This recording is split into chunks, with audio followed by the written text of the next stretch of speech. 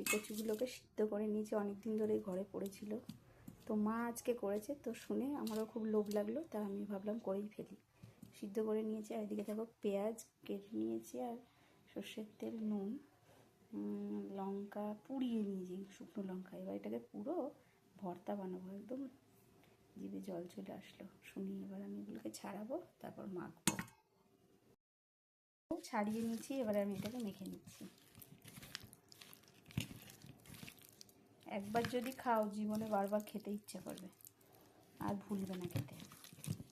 বেশি করে সর্ষের তেল দেবে, আর একটু লেবু দিতে পারো, আমি দেবো না লেবু।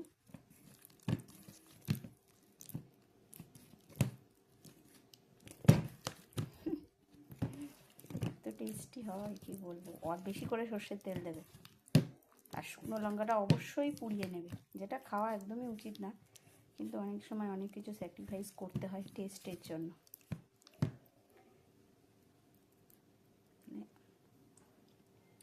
দারুণ হয়েছে, সবাই একবার বানিয়ে খেও। টাটা।